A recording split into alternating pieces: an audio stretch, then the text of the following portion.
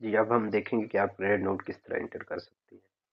Credit note enter करने से पहले हम उसको अंडरस्टैंड कर लेते हैं क्रेडिट नोट काम किस तरह करता है। जैसा कि अभी हमने 2 इनवॉइस एंटर किए हैं, एक इनवॉइस हमने एबीसी कस्टमर की एंटर की है और दूसरी एक्सवाईज़ेड कस्टमर की एंटर की है। तो हम सपोज़ करते हैं कि जो हमने एक्सवाईज़ेड को इनवॉइस एंटर की है, ये इनवॉइस हम ओपन कर लेते हैं। तो इस इनवॉइस में कुछ आइटम हमारे डिफेक्टिव थे या क्लाइंट ने उसको लेने से इनकार कर दिया है और इनवॉइस हम इंटर कर चुके हैं और अब हम इनवॉइस को एडिट भी नहीं कर सकते क्योंकि ये हमारी जो अकाउंटिंग है उसके अगेंस्ट हो जाएगा क्योंकि हम इनवॉइस ऑलरेडी क्लाइंट को भेज चुके हैं। तो हम जैसा कि हमने देखा था कि गलती से हमने माइक्रोवेव ओवन को प्राइस पीओ पे 8 आ रही थी और यहाँ पे 24 आ रही है सिस्टम में। तो क्लाइंट अब कहता है कि प्राइस मुझे माइक्रोवेव ओवन नहीं चाहिए, तो आप मुझे क्रेडिट नोट भेज दें ताकि मैं आपकी इनवॉइस जो बकाया रकम है मैं आप सिस्टम में इंटर करके आपको वो पे कर दूं। तो हम जहाँ पे जो 4 माइक्रोवेव ओवन है उसका हम क्रेडिट नोट डालेंगे, तो वो देखते हैं किस तरह आप क्रेडिट नोट इंटर कर सकते हैं।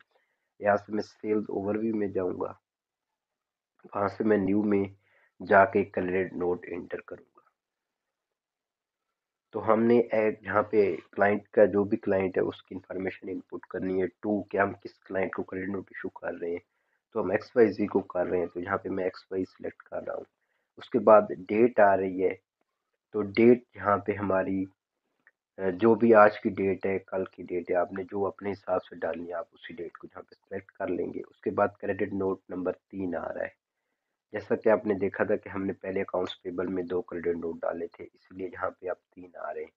जब हम क्रेडिट नोट का लेजर ओपन करेंगे तो वहाँ पे हमारे पास यही तीनों जितने भी क्रेडिट नोट हमने एंटर किए हैं वो आ रहे होंगे। जहाँ पे रेफरेंस आप कुछ भी दे सकते हैं, तो हम बेसिकली यहाँ पे रेफरेंस दे देते हैं कि माइक्रोवेव ओवन रिफंड, ताकि हम जब भी बाद में देखें सिस्टम में तो हमें पता चल सके कि यहाँ पे क्या हुआ था। तो बाकी चीज़ें ये करेंसी आपने देखनी है कि हमने जीबी ही देखनी है या जो भी करेंसी आपके मुल्क की है, जिस मुल्क में आप काम करें अपने वही सिलेक्ट कर लेंगे। उसके बाद अमाउंट्स आर टैक्स एक्सक्लूसिव ही हम दे चल रहे हैं, तो वही हमारी टैक्स एक्सक्लूसिव ही हम इसको सिलेक्ट करेंगे। यहाँ से हम आइटम सेलेक्ट करेंगे, तो हमारा माइक्रोवेव ओवन है तो मैं माइक्रोवेव ओवन को सिलेक्ट करूंगा। यहाँ पे कितनी क्वांटिटी है, बेसिकली हमारी 4 क्वांटिटी थी, तो मैं 4 जितनी भी आप रिटर्न कर रहे होंगे तो आप वो मेंशन करेंगे। अगर आप क्लाइंट को यहाँ पे प्रोडक्ट नहीं ले रहे उससे, आप क्लाइंट से यहाँ पे उसको डिस्काउंट दे रहे हैं या कुछ जिस तरह आप रिबेट दे रहे हैं, तो वो आइटम तो आपने उस अगर उसका ओपन नहीं किया हुआ तो आप यहाँ से चार्ट ऑफ अकाउंट से जो भी आप है, जैसे आपका डिस्काउंट है या कुछ रेट वगैरह आपने तय किए, रिबेट का अकाउंट ओपन किया हुआ है, ये चार्ट ऑफ अकाउंट हमने बेसिकली अपनी सेकंड क्लास में देखा था कि आप चार्ट ऑफ अकाउंट को किस तरह ओपन कर सकते हैं या किस तरह चार्ट ऑफ अकाउंट को कस्टमाइज कर सकते हैं। तो आपने जो अकाउंट ओपन किया हुआ है डिस्काउंट रिकॉर्ड करने के लिए, आपने वो अकाउंट सेलेक्ट करना है और यहाँ पे उसकी क्वांटिटी और अमाउंट यहाँ पे सेलेक्ट करनी है। तो हम जहाँ पे 4 माइक्रोवेव ओवन रिफंड कर रहे हैं, क्लाइंट रिफंड कर रहे हैं, तो हम उसका क्रेडिट नोट इंटर कर रहे हैं। तो ये मैंने सारी इन्फॉर्मेशन इनपुट की। उसके बाद जहाँ पे हमारे अप्रूव आ रहा है, अप्रूव के ड्रॉप डाउन में अप्रूव एंड ऐड अनदर आ रहा है, तो हम इसको और हमने नहीं डालना, हम इसी को अप्रूव कर लेते हैं। नेक्स्ट में हमें वो क्लाइंट के लेजर में ले जाएगा। जी देखिए आपने क्लाइंट क्रेडिट नोट अप्रूव हो गया है। अब अगर आपके पास क्लाइंट की कोई इनवॉइस पहले से रिकॉर्ड ना हो, अब आप क्लाइंट को या तो डिस्काउंट दे रहे हैं या आपने जो ये इनवॉइस थी वो इनवॉइस क्लाइंट ने पे ऑफ कर दी है। तो जब आप ये इनवॉइस आपने पे ऑफ कर दी है तो आपका system automatically credit note client के सिस्टम में रिकॉर्ड कर देगा। अगर आप क्लाइंट को इनवॉइस अगर ऑलरेडी क्लाइंट की इनवॉइस आ रही है तो वो यहाँ पे आपको ऑप्शन देगा कि आप इस जो क्रेडिट नोट अभी आपने इंटर किया है आप उसको किस इनवॉइस के अगेंस्ट रिकॉर्ड करना चाह रहे हैं। तो आपने वो इनवॉइस सेलेक्ट करनी है।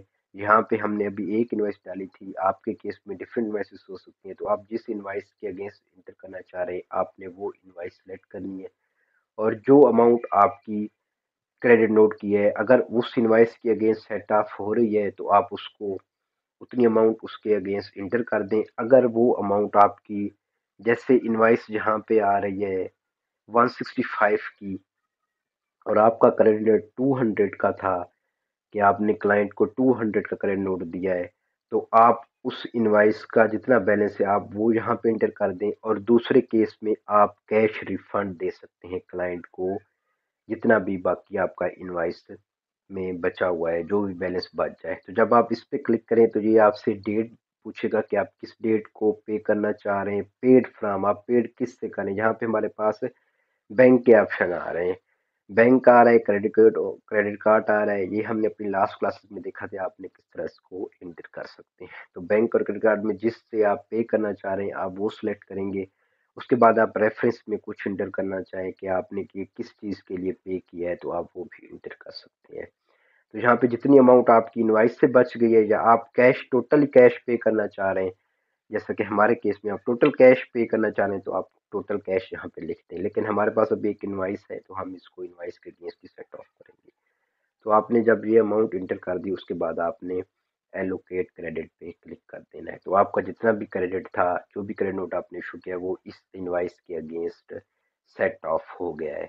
तो ओरिजिनल इनवाइस जब आप ओपन करके देखेंगे तो वो हमारी इनवाइस 165 की थी, और अब क्रेडिट नोट हमने 1115.2 का इंटर किया जी। तो सेल्स ओवरव्यू में आपने देखा, यहाँ पे हमारी पहले अमाउंट ज़्यादा आ रही थी जो हमें रिसीव होनी थी। जब हमने क्रेडिट नोट इंटर किया तो जहाँ पे इनवाइस कम हो गई।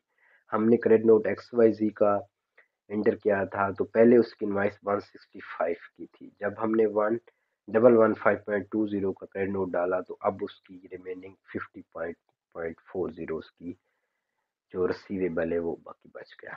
तो आपने देखा कि किस तरह हमने क्रेडिट नोट इंटर किया, फिर उसको किस तरह अप्लाई किया। अगर आप अप्लाई नहीं करना चाह रहे, रिफंड पे करना चाह रहे हैं, तो आप उसको कैश रिफंड भी पे कर सकते हैं। बहुत शुक्रिया। अब नेक्स्ट हम देखते हैं कि आप किस तरह रिपीटिंग इनवॉइस एंटर कर सकते हैं।